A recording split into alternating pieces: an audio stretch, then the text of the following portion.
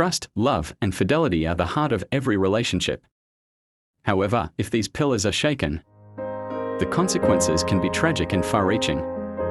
This story delves into the life of Eguye and Karim, couple whose bond was tested by loneliness and betrayal. Stay with me as I delve into the intriguing story of love, betrayal, deceit, and secrecy. A forbidden affair. Eguye was the wife of Karim, the son of Chima. Karim, the second child among 5 siblings of his parents, was exceptionally blessed among his siblings.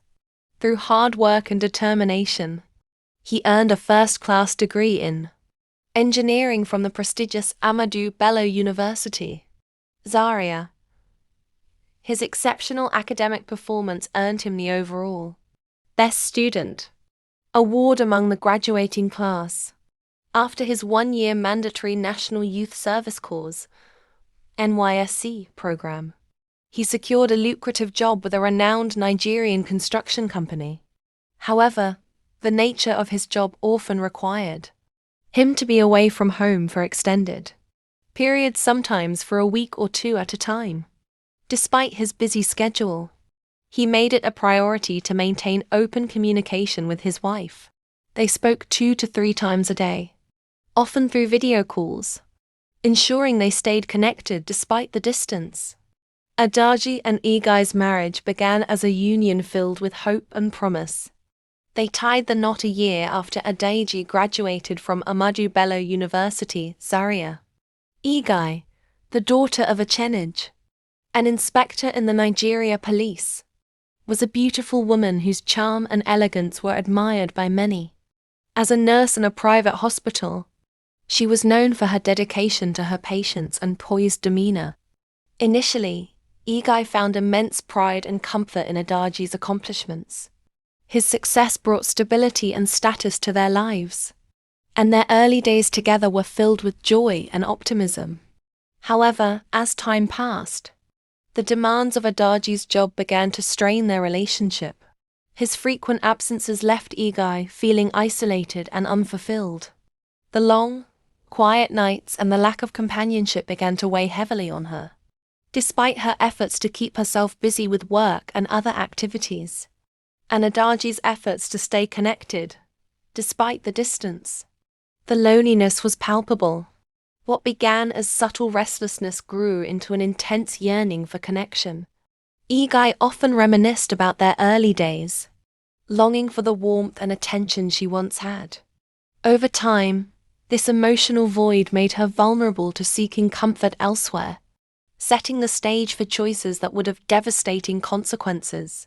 This emotional void led Eguye, 28 years old, to form a bond with their neighbor's teenage son, Karim. Karim, just 18 years old, was a young man with a naive charm that intrigued Eguye. He was the only child of his parents, a brilliant boy who had just completed secondary school with excellent results. Having recently written his JAMB examination, Karim was waiting for the results to secure admission into the university. This waiting period kept him home, giving him ample time to interact with Eguye. He was the son of Mr. and Mrs. Atabo Ibrahim. His mother's name was Mariam, and both parents were civil servants. His father worked with the Ministry of Aviation, while his mother was a nurse at the Federal Medical Center in Abuja. What began as casual exchanges of pleasantries soon grew into something more intimate. Despite the significant age difference, they fell into a secret affair. Eguye, blinded by her loneliness and the thrill of the forbiddance, ignored the potential consequences of her actions. She was drawn to Karim's youthful energy and found solace in his company, while Karim, in turn, was captivated by Eguye's beauty and attention. For 6 months, their relationship flourished in secrecy. They met under the cover of the night, exchanged clandestine messages, and shared moments of passion that both knew were wrong. However, as time passed, Eguye began to feel the weight of guilt and the moral implications of her choices. Memories of her early days with Karim and the life they built together haunted her. She planned to end the affair, hoping to restore her commitment to Adaji and make amends for her betrayal. When Eguye informed Karim of her decision to end their affair, his response was far from what she anticipated. The young man is already emotionally entangled and deeply in love. He was consumed by anger and desperation. He confronted her in a heated argument on the balcony of her home, his voice trembling with frustration and disbelief. "You can't just leave me like this. You promised me that this affair was special," Karim shouted, his youthful bravado masking the vulnerability that lay beneath.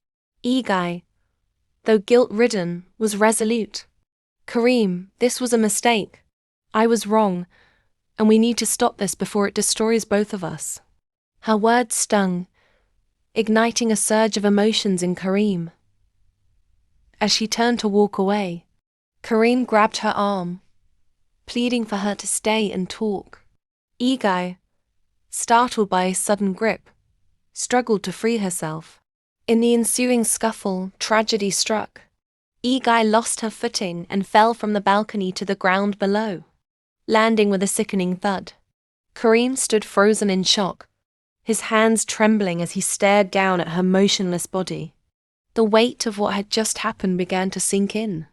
Panicking, he rushed downstairs and desperately tried to revive her. "Eguye, Eguye, Eguye, stand up, stand up. See what you have done to yourself," he cried, shaking her gently. But it was too late. Eguye was gone. Consumed by fear and unable to think clearly, Karim fled the scene. He ran to his house, his heart pounding as he replayed the incident. Still in shock, he called his mother, Mariam, who was at work. "Mama, I need to leave for the village." "Now," he said, his voice shaky and unconvincing. Mariam, surprised by the sudden urgency, asked why. "You did not discuss this with me this morning. So why the sudden urge to visit your uncle in the village?" she asked. Karim muttered a vague excuse about visiting his uncle. "Mummy, I need to go and see him. I am feeling bored here. I want to see my cousins. It has been a long time. Let me stress my leg a bit." Although skeptical, Mariam reluctantly agreed, giving him a message for his uncle before he left. Karim quickly packed his belongings and boarded the next available bus, putting as much distance as possible between himself and the tragedy. Meanwhile, Adaji returned home that evening, exhausted from work and eager to reunite with his wife. Instead, he was met with a horrifying sight: Eguye's lifeless body sprawled near their gate. His world came crashing down in an instant. Adaji's anguished cries pierced the night as neighbors gathered to console him. He rushed her to the hospital, clinging to a sliver of hope that she could be saved. But the doctors confirmed his worst fears. Eguye was dead. The community was engulfed in turmoil as rumors and speculations spread like wildfire. Who could have been responsible for this tragic incident? And why? Could it have been a case of suicide? Questions swirl relentlessly, yet no one could provide definitive answers. Only two people held the truth: Eguye and Karim. The community was caught in a storm of unanswered inquiries, tension and intrigue hanging in the air. The law enforcement agency was informed about the incident. They immediately launched a swift investigation. Forensic evidence conducted linked Karim to the scene of the incident. Traces of his fingerprints on the balcony, railing, and witness accounts of his frequent visits to the house sealed his fate. When Karim was apprehended, he initially denied any wrongdoing. However, under questioning, he broke down and confessed to being present during Eguye's fall. "It wasn't supposed to happen this way," he sobbed. "I didn't mean for her to die. I am sorry." During the investigation, Karim recounted the origins of their relationship, revealing a side of Eguye that shocked many, including his parents. He described how she had initiated their secret affair, persuading him to become her little husband and to keep their relationship hidden. Despite his initial reluctance, Karim admitted to eventually succumbing to her persistence. "I was just a boy," he said, his voice trembling. I didn't know how to handle it. She said she needed me, that she was lonely. And I believed her. Karim's candid account painted a picture of a misguided youth caught in a web of deception and moral failure. However, it did little to absolve him of responsibility for the tragic outcome. The case went to court, and Karim was charged with manslaughter. The trial attracted significant public attention due to its shocking details. The court proceedings were conducted in 3 sessions. During the first session, the prosecution counsel presented compelling evidence, including forensic reports, Eguye's autopsy, and Karim's confession. Witnesses from the neighborhood were also called to testify about the nature of Karim and Eguye's interactions. One of the witnesses was an aged woman, Hannah, who was often at home and had observed Karim frequently visiting Mr. Adaji's house, especially in the husband's absence.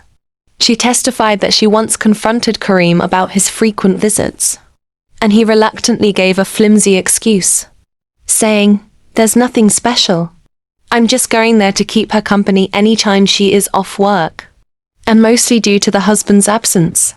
In the second session, Karim's defense lawyer argued that the fall was accidental and emphasized Karim as a youth and inexperience. He contested that Eguye's attitude toward his client was an act of child abuse, and that she took advantage of Karim's naive nature to mislead him by her deceptive and immoral behavior. Therefore, the case should be struck out. The defense also presented character witnesses, including Karim's parents, who described him as a bright and promising young man with a strong academic record and aspirations for a better future. Atabo Abadu, Karim's father, recounted his son's dedication to his studies and how he was eagerly awaiting admission to the university. Mariam, his mother, tearfully described Karim as a loving and respectful son who had fallen victim to circumstances beyond his understanding. They pleaded with the court to consider the immense pressure and manipulation Karim faced, emphasizing that he had never shown any signs of violence or delinquency before this incident. Their testimonies highlighted the vulnerability of youth and the influence of external factors on their decisions. They pleaded for leniency, highlighting his academic aspirations and clean record. The final session focused on Karim's direct testimony. He described the sequence of events leading to the tragic incident, insisting that it was not his intention to harm Eguye. The court also heard emotional statements from Adaji, who recounted his pain and the impact of the tragedy on his life. After extensive deliberation, the judge concluded that while the fall was not premeditated, Karim's actions leading up to it were reckless and negligent. So, based on the compelling evidence, including forensic reports, Eguye's autopsy, and Karim's confession, I conclude that Karim is guilty of the charge, and he's therefore sentenced to 10 years imprisonment. The tragic incident served as a sobering reminder of the far-reaching consequences of infidelity and poor decisions. Adaji, though deeply scarred, eventually found solace in his work and the support of his family. He vowed to honor Eguye's memory by living a life of integrity and resilience. While the pain of loss lingered, the lessons from their story resonated with those around them, urging others to cherish trust and fidelity in their relationships. This tale is a testament to the complexity of human emotions and the importance of making choices that reflect our highest values. I hope you enjoyed the story. If you do, kindly like, comment, and share. And remember to subscribe for more interesting videos just like this. You can as well click on the notification button to get notified on the new updates.